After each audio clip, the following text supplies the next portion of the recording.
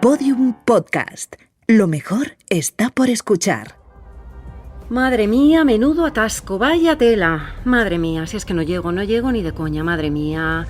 Venga, hombre, ¿qué es para hoy? ¡Tira! Ay, por favor. Llamar a Ana móvil. Llamando a Ana móvil.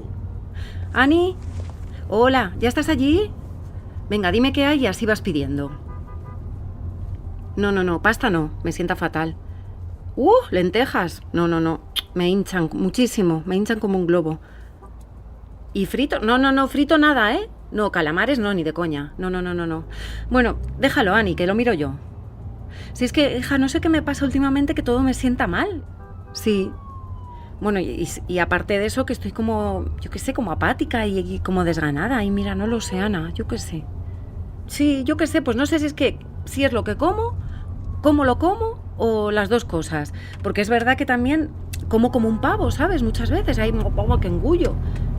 O cualquier cosa, pues que a la vez que le hago el desayuno a la niña, pues me tomo ahí un trozo de fuet de estos pequeñito que le pongo. Yo qué sé, pues que como en 10 minutos, como rápido y eso tampoco debe ser nada bueno. Venga, sí, ahora hablamos. Un beso.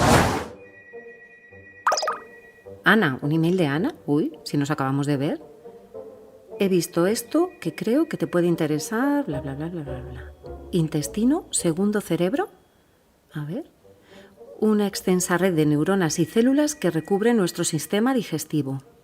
Este segundo cerebro existe, según un nuevo estudio que aporta nuevas pistas sobre cómo tratar el síndrome del intestino irritable y otros trastornos digestivos. ¿Neuronas en el intestino? Bueno, venga, esto es lo último ya. Mañana empiezo. Temporada 7.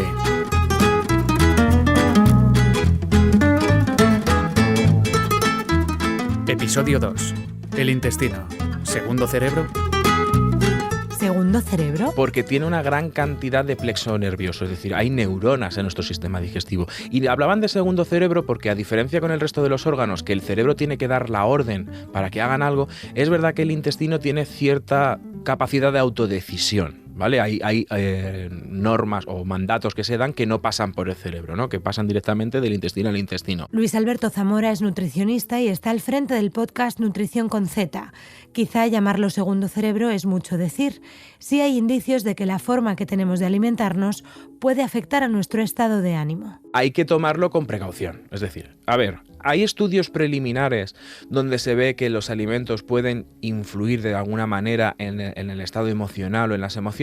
Sí, también es verdad que son estudios que están empezando, que son en laboratorio, que son en animales de experimentación y que al final la alimentación son alimentos, no son sustancias medicamentosas, con lo cual el efecto es pues el que es, chiquitito. Cada alimento a nivel individual tiene un efecto limitado, pero cuando sumamos lo que comemos a lo largo del día, de la semana, del mes, el impacto es mayor. Sí es verdad que si estás malnutrido, el cerebro no funciona de una forma correcta y puede afectar. De hecho, deficiencias nutricionales de vitaminas, minerales, etcétera, y nutrientes afectan a la función cerebral y pueden aparecer síntomas nerviosos y cerebrales. Pero de ahí a que tú puedas regular tus emociones por comer más pistachos o por comer, es muy osado. Y reducirlo a si los alimentos son buenos o malos no es la respuesta. Entendamos que simplificar la salud nutricional y los procesos nutricionales es un error de base.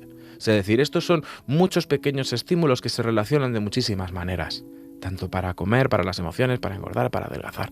Y que sabemos la puntita del iceberg. La nutrición es una ciencia, comparada con otras ciencias de la salud, muy nueva. O sea, hace no tanto comer era simplemente calmar el hambre. Ahora es cuando nos damos cuenta que los patrones, lo que comen, lo que no comen. Pero vayamos al principio del proceso. Bueno, quizá no tan al principio, pero para que un alimento llegue al intestino, primero tienen que darse una serie de circunstancias. ¿Podemos favorecer que nuestra forma de comer nos ayude a sentirnos mejor? De los 12 pares craneales de nervios que tenemos, 3 van a boca. Es decir, tú cuando estás masticando, tú le estás mandando señales al cerebro para que desactive la alarma de buscar comida, ¿no? Es decir, oye, ya estoy masticando, cálmate un poco, porque ya está la comida aquí, ya estamos comiendo, vete calmándote. También la vista, el hecho de ver la comida también nos calma un poco. Y de ahí sale la recomendación de que cuando estamos comiendo, no estamos ni con el móvil, ni con la tele, ni haciendo otras cosas. Hacer un esfuerzo por prestar atención a lo que comemos es un buen primer paso. De ahí que es un hábito muy bueno para controlar las emociones con la comida, el ser lo que llamamos alimentación consciente, saber lo que estás comiendo y saber que estás comiendo, el no distraerte, el centrar los 5 sentidos en ese plato. Y entonces eso ya también regula las emociones. Luego, evidentemente, llega al estómago. En el estómago hay otras señales que se mandan al cerebro de, oye, está llegando comida. Luego llega al intestino, da señales a otros órganos y está sucediendo lo que el cerebro estaba demandando, que es, oye, hay unas señales que me están diciendo que baja el nivel de glucosa en sangre, que necesitamos comer. Entonces, desactivemos eso con las señales naturales. Esas señales naturales no nos llegan con claridad si cuando comemos estamos haciendo otra cosa. Un ejemplo es el efecto cine. Vas al cine, una vez que vas al cine, ¿qué menú te compras? XXXL, promoción enorme, ¿no? Un bol de palomitas, un refresco enorme. Y tú lo ves y dices, pues, no sé si me lo voy a comer. Pero claro, empieza la película, te entretienes, empiezas a comer y cuando te quieres dar cuenta, tocas fondo con la mano. Ese mismo bol y ese mismo refresco en una sala con 4 paredes blancas, sin nada más que eso, es imposible. ¿Por qué? Porque te obligas a fijarte en lo que estás comiendo. Las señales naturales nos llegan a través de nuestros sentidos. De todos. Ojo, no intentemos hacer una separación de oliendo alimentos calmo el hambre. No, es un conjunto de todo. Porque es que luego pasa, no, masticando calmo el hambre. Sí, cuando lo unes a verlos, a olerlos, a que lleguen al estómago, porque si no sería muy fácil una dieta de adelgazamiento, es decir, bueno, pues mastico chicle y entonces se me pasa el hambre y ya no como. No pasa eso. Aunque sí sabemos que los sentidos están muy relacionados. Lo hemos vivido con el COVID, cuando se perdía el olfato y el gusto y la gente dejaba de comer. ¿Por qué? Porque no era apetecible, no me sabía nada, me sabe a cartón, no huelo y la gente tenía esa pérdida de apetito y empezaba a disminuir su ingesta de alimentos. Porque es otra de al final el gusto y el olfato están muy relacionados. Oler alimentos también ayuda. Ayuda, pero quizá no de la forma en la que lo planteaba el personaje de Paquita Salas en Netflix, que masticaba una zanahoria mientras olía un bollo. Mira qué rico. Venga, otro poquito. También tengo que decirte que me resulta un poco difícil porque, bueno, la oficina pues está plagada de trampas, ¿no? Por ejemplo, mira, de repente, pues aquí. No. Pues este donete. No. Me siento que me he comido 3, ¿eh? ¿Sí? ¿Y qué me he comido? ¿Verdad? Una vulgar zanahoria. Lo verde que no muerde. Científicamente se llaman neurotransmisores, que es una sustancia que las neuronas no están unidas físicamente, hay un espacio chiquitito entre ellas y entonces se comunican lanzándose sustancias químicas, los neurotransmisores, ¿no? Entonces depende de lo que le lance una neurona a otra, vale, tiene que suceder esto, tengo que sentir esto, tengo que pasar esto, ¿vale? Para que lo entendamos. Pero no podemos pensar que es cierto aquello de que lo que se come se cría. Es lo que llamamos la dicotomía, ¿no? De la comunicación nutricional. Como son procesos tan complicados, que ya te digo que incluso aún queda mucho por investigar, tendemos a simplificar. Pues si tomo más triptófano genero más serotonina porque se genera a partir de este aminoácido, esto es bueno, esto es malo, esto engorda, esto adelgaza, etcétera. Cuando me cuentan este tipo de teorías simplistas, yo siempre les digo, en la antigua Roma se comían los testículos de los animales porque decían que les daban más hombría. Comer puede provocar un efecto positivo en el ánimo, pero ¿eso por qué ocurre? La dopamina se conoce como la hormona el neurotransmisor del placer. Cuando una neurona a otra le lanza dopamina es porque pues, algo tiene que ser placentero. Claro, comer genera dopamina, pero es que también genera dopamina ir al gimnasio o estar con los amigos, ¿no? Para que lo entendamos. ¿Que hay alimentos más predispuestos? Son estudios un poco vagos. Es decir que unos alimentos generan más que otros, pues depende de muchas cosas. Y luego la serotonina se fabrica a partir de un aminoácido que es el triptófano. ¿Vale? Entonces se hizo una regla de 3 simples. Pues si tomo más triptófano, genero más serotonina, que es la hormona o el neurotransmisor, de la felicidad, y ya está. Volvemos a lo mismo, simplificamos demasiado. Tú tomas triptófano, que es un aminoácido que está en las proteínas, en mogollón de alimentos, desde el huevo, el plátano, las nueces. O sea, no es difícil encontrar triptófano en el mundo de la alimentación. Y el cuerpo con ese aminoácido generará lo que tenga que generar. No significa que porque coma más genere más dopamina o más serotonina, perdón. Se me olvidaba. Si crees que este episodio es interesante, acuérdate de suscribirte y compartir. Lo que sí está comprobado es que para que los nutrientes cumplan bien su función en el organismo hay un elemento clave, la microbiota. Muy fácil. Las bacterias que viven en nuestro sistema digestivo. De hecho, viven muchísimas. Tradicionalmente hemos pensado que simplemente estaban, ¿no? Que eran inocuas, no hacían ni nada ni bueno ni malo, estaban ahí, pero es que poco a poco estamos descubriendo que tienen muchísimas funciones.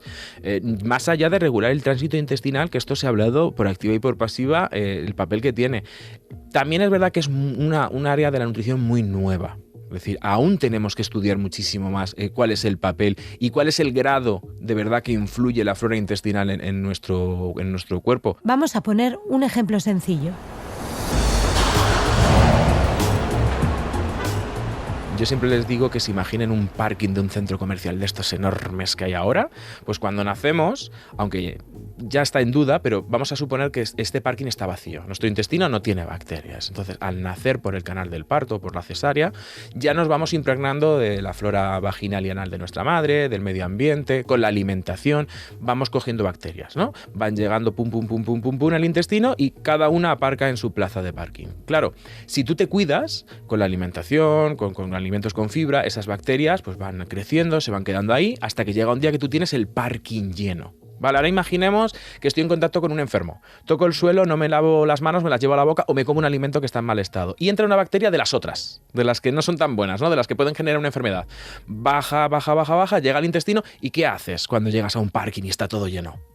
Pues te das una vuelta, te das dos, te cabreas y te vas. Pues eso es lo que pasa muchas veces. No hay hueco, lo que llamamos competencia entre bacterias, y la expulsamos por heces. De ahí que también digamos que una buena flora intestinal es la primera barrera de defensa. Pensemos que muchas enfermedades entran por el sistema digestivo, de lo que comemos, del ambiente, etcétera, también por el sistema respiratorio, pero el sistema digestivo también es una puerta de entrada, con lo cual una buena flora ya es una primera barrera para que esa bacteria que me va a causar una enfermedad entre. Por lo que sí, la microbiota puede ayudarnos a encontrarnos mejor. ¿Y cuáles son esos alimentos beneficiosos? Fundamentalmente dos grupos. Los que aportan bacterias y los que alimentan a las bacterias, ¿no? Los famosos probióticos, alimentos que tienen bacterias vivas y que son capaces de llegar al intestino y quedarse, y luego alimentos que aportan nutrientes para que esas bacterias sigan vivas.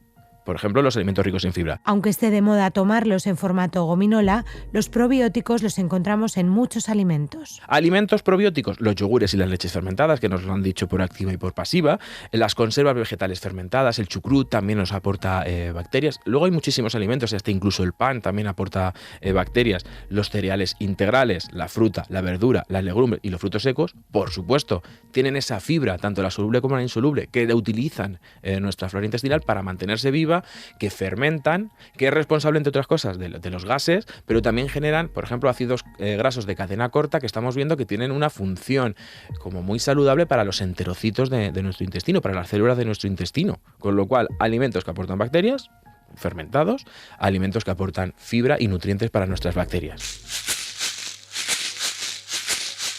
Muchas veces no nos encontramos bien y no sabemos por qué. El alcohol hemos visto que daña la flora, el tabaco daña la flora, pero también alimentos ultraprocesados, ¿no? Ricos en azúcares sencillos, que se ultrafermentan cuando llegan al intestino, bollería industrial, alimentos ricos en grasas refinadas y carnes procesadas, por ejemplo, estamos viendo que generan patrones no tan favorables para la flora intestinal y que puede aparecer sintomatología. De todas maneras, todo el mundo también hemos vivido al comer comidas muy opíparas, muy copiosas de grasas, azúcares y luego hincharte, ¿no? Es decir, pues ya te da una pista de que las bacterias sobreutilizan determinados nutrientes, podemos fomentar que aparezcan otro tipo de cepas bacterianas en nuestra flora, con lo cual, fíjate qué inteligente es la naturaleza, que cuando tú te cuidas, también estás cuidando tu flora intestinal. Es decir, no hay que hacer dos dietas diferentes. La misma dieta que me cuida a mí y la que se recomienda para mí es la misma dieta que favorece un patrón de flora saludable. También determinados medicamentos pueden dañarla. De hecho, es muy común que cuando después de tomar antibióticos se tengan despeños diarreicos, se tenga diarrea. ¿Por qué? Porque el antibiótico hace un efecto escoba, mata bacterias, las malas, pero también se lleva por delante las buenas, con lo cual deja huecos y es pues, posiblemente que llegue otra de las bacterias y nos cause una diarrea. Por eso siempre nos decían, después de antibióticos, tomar un poquito de yogur natural, leches fermentadas, para repoblar esa flora. cuando un paciente te habla sobre su digestión, ya tienes que sospechar que hay un problema. Es decir, no es normal sentirse hinchado, no es normal que nos cueste ir al baño, no es normal que nos duela el estómago, comamos lo que comamos. Es decir, cosas que a veces normalizamos, porque nos pasan muy a menudo, y luego cuando van a una consulta y te hablan, es que yo después de comer pasa esto, ya sabes que pasa algo. Es decir, lo normal es que la digestión no tengas ningún tipo de síntoma, tiene que ir más ligera. La digestión no debería ser una preocupación. Con que simplemente sepas que tienes ese sopor postprandial, lo que llamamos ese un poquito que te modorras, ¿no?, después de comer, poco más. Si tú sientes el estómago demasiado lleno, si tienes demasiados gases, si estás hinchado o si hay dolor, algo pasa o en tu sistema digestivo o con tu flora. Lo que sí sabemos que debemos evitar es buscar síntomas en Internet. Eso es lo primero que tenemos que evitar. No hay que autodiagnosticarse. Es decir, tú tienes unos síntomas, pueden ser debidos a una intolerancia, a malas digestiones o a cualquier tipo de problema, y también se puede deber por alteraciones en la flora intestinal o en la microbiota, lo que llamamos las disbiosis, ¿no?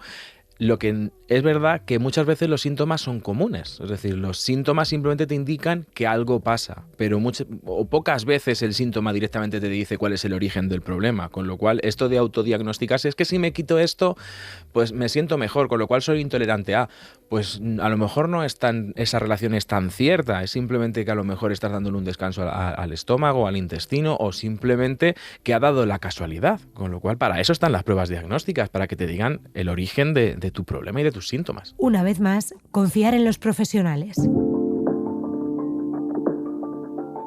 Partamos de la base de que nos gusta comer, y eso es así por una cuestión de supervivencia, ni más ni menos. Pero es verdad, por otro lado, que la alimentación tiene que ser un placer. Es parte del yo corporal. El hecho de comer nos da placer porque es un mecanismo de defensa del ser humano para que sigas comiendo y sobrevivas. Con lo cual, pues, hombre, hay una parte de la alimentación que nos influye. ¿A quién no le gusta celebrar ciertas cosas con comida? O te comes ciertos alimentos para reconfortarte. Pero muchas veces no es casi tanto el propio alimento, que también, que nos gustan mucho los alimentos ricos en grasas, en azúcares, ¿no?, en sales, porque son muy palatables, sino también socialmente. Porque está muy relacionado con el momento y con el contexto. Es decir, hay alimentos que tú relacionas a momentos de celebración.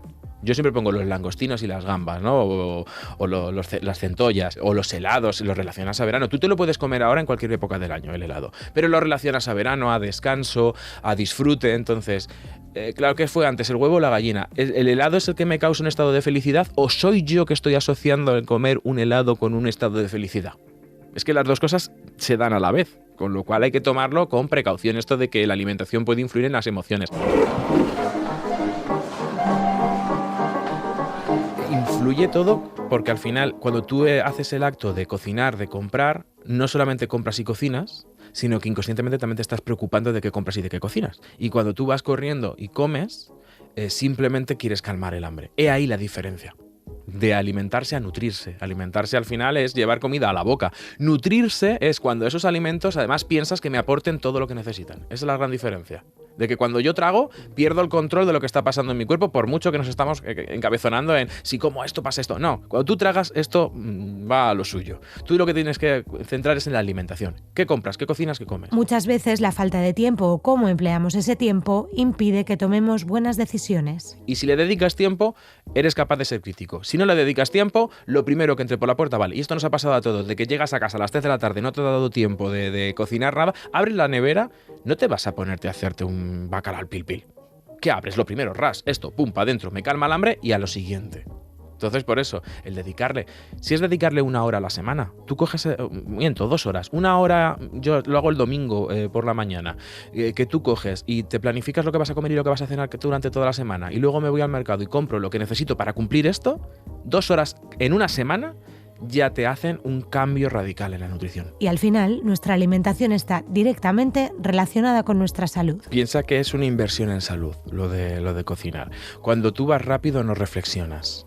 De hecho, se ve que esos estilos de vida te llevan a una alimentación desordenada, ¿no? Que la diferencia es cuando tú eres consciente, te planificas, cocinas eres más crítico con lo que estás comiendo y entonces te paras a pensar de la cantidad de frutas, verduras y demás. Y cuando tú vas rápido, lo que tratas es de calmar el hambre. Y cuando tú vas rápido y no tienes tiempo de cocinar, necesitas algo que sea ya, que es lo que nos está pasando. Entonces entran los ultraprocesados, que son muy ricos en todo lo que nos da placer, como los azúcares, las grasas, etcétera, y son muy fáciles de comer. O sea, es muchas veces abrir, calentar y listo, ¿no? Me acuerdo que había un anuncio así.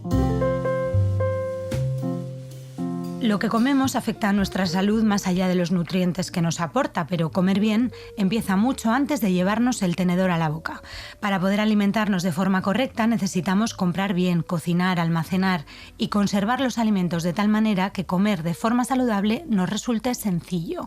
Está con nosotros Iciar García, que es la responsable de estrategia de interiorismo de IKEA en España. ¿Cómo estás? Hola, encantada, muy bien. ¿Cómo tiene que ser una cocina que nos anime a cocinar de forma saludable? Una cocina tiene que adecuarse a nosotros, ¿no? Al final es un espacio súper personal y cada vez hemos visto que las cocinas pues aportan, ¿no? Y nos dan un poco pues bueno, esa personalidad que tenemos, ¿no? Hay gente más o menos cocinillas, hay gente que lo que le gusta es un espacio para socializar. Entonces, tanto el menaje como la distribución del espacio tiene que asemejarse un poco a esas necesidades que tenemos personales.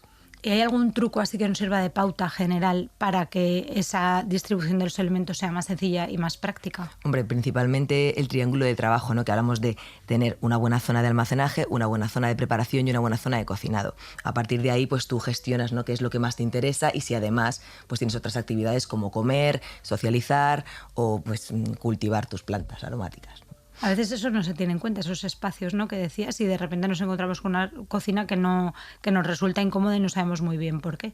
Sí, pues es eso, ¿no? Es al final encontrar, pues eso, mantener los básicos, por supuesto, o sea, pues al final hay que tener esos espacios de fregar, de cocinar, ¿no? Pero también hay que ampliar según tus necesidades, ¿no? Y según tus gustos. Y también, pues al final, cada vez queremos comer más saludable y bueno, entonces también tenemos que adecuarnos un poco a eso, ¿no? Y requieren, ¿no? Diferentes tamaños para las diferentes cosas que queremos hacer. Una amiga me dijo hace poco que llevaba un tiempo comiendo fatal porque no tenía sartenes que funcionaran. ¿En qué medida ese menaje que tenemos en casa puede ser un aliado para comer bien y al contrario, cuando no es el adecuado, ser un obstáculo para alimentarnos de forma correcta? El menaje a la hora de, pues lo que hablamos de cocinar, por ejemplo, o sea, pues realmente tenerlo el adecuado, o sea, según tu nivel de cocina, ¿no? Al final sabemos que cada vez más, ¿no? Pues hay sartenes que son muy específicas y quizá complejas de mantener, ¿no? O sea, porque no son las más sencillas. Luego, pues tenemos las más comunes, ¿no? Que con el teflón, que realmente pues son siempre antiadherentes. Entonces, dependiendo un poco de tu nivel, tienes que encontrar el menaje más adecuado. Ni mucho ni poco, o sea, el justo para que te pueda ayudar. Y aparte de eso, pues ayudarte, si quieres tener una cocina saludable, ayudarte pues de otros elementos como puede ser un horno de vapor o una vaporera que también, por supuesto, acompaña pues a que tengas recetas, no que ya directamente pues son hervidos o cosas al vapor que te van a ayudar a esa cocina saludable también. A veces no prestamos atención al siguiente paso, que es o el previo, la conservación de los alimentos que vamos a utilizar o cómo luego guardamos lo que hemos cocinado. Tener elementos que nos ayuden para conservar bien los alimentos va a hacer que comamos mejor también de alguna manera. Muchísimo, porque vamos, yo creo que cada vez tenemos todos una conciencia sostenible más importante, entonces si te dedicas a tirar mucha comida, pues tú mismo puede que acabes comprando menos y al final comiendo peor, comiendo cosas prefabricadas. Entonces, realmente el hecho de tener pues tanto tupper como pues tener las cosas bien marcadas con las fechas, bolsas, todos los tipos de elementos de almacenaje que te ayuden a que pues ese batch cooking que está muy de moda, que puedas almacenar bien tus alimentos o que los que son en fresco pues también los tengas suficientemente estructurados como para que no se echen a perder, pues bueno, pues además de una cocina saludable también te van a hacer sentir más saludable y querer hacerlo más, ¿no? Como decías, la elección del tipo de cocina que tenemos es muy personal en función de las necesidades. ¿Podemos hacer que nuestra cocina sea, además de todo esto que hemos hablado, un espacio en el que cargar las pilas, en el que nos evadimos de los agobios y sea un lugar de encuentro con la familia, por ejemplo?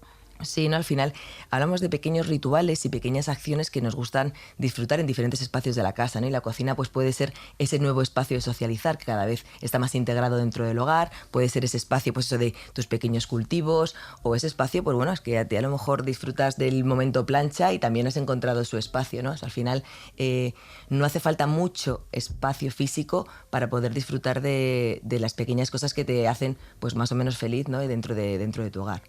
¿Y qué papel cumple el orden en todo esto? ¿Cómo es de importante que una cocina esté bien organizada?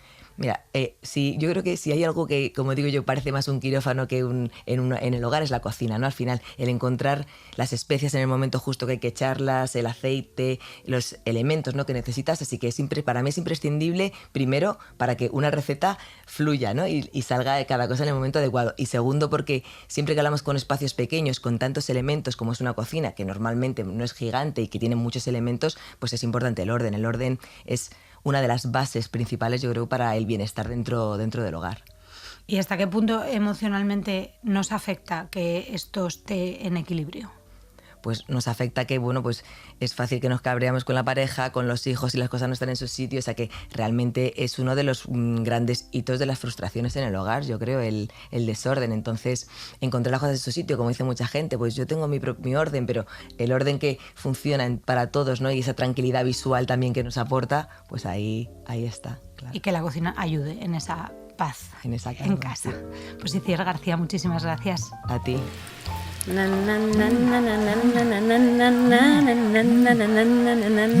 Ay, mami, perdona. Es que no te oía nada, que estoy aquí con la música. Ahora, dime, sí. Nada, pues estaba cocinando, sí. Es que he tenido que retomar viejas costumbres, mamá, porque es que estaba comiendo fatal y estaba, bueno, el otro día se lo decía a Ana, es que estaba como hinchada todo el rato, con una sensación, bueno, no te voy a dar detalles, porque es como de gases, ¿sabes? Como de... Y nada, y he tenido que tomar cartas en el asunto, mami. Sí, ¿te acuerdas que antes de la pandemia me propuse cocinar los domingos para organizar toda la semana y que estaba encantada con ese sistema? ¿Te acuerdas que me dejaba todas las comiditas en tupper y luego iba sacando? Bueno, pues desde que he vuelto a la OFID, un desastre. Otra vez, se me ha descabalado todo, pues ya me conoces. Sí. Ya, mamá, ya, pero que no es por eso, si no te lo digo para que me lo hagas tú. Se trata de que nos organicemos en casa. Si a mí cocinar me gusta mucho, mamá, y encima con todas las recetas que tengo tuyas y... Sí, es que yo lo noto, que cuando como lo que me preparo en casa, estoy muchísimo mejor, más tranquila, me sienta mejor la comida, bueno... Sí, ya te digo. Tengo que retomarlo, sí. Así que mañana ya con el tupper de casa, ¿eh? Que sí, mami, que mañana empiezo. Y recuerda, si te ha gustado o crees que puede ser interesante para alguien que esté preocupado intestinalmente hablando, suscríbete y comparte. Este episodio se ha producido en colaboración con IKEA. Locución: Ana Mas. Diseño sonoro: Andrés Fernández. Producción: Laura Escarza. Dirección, guión y narración: Elia Fernández.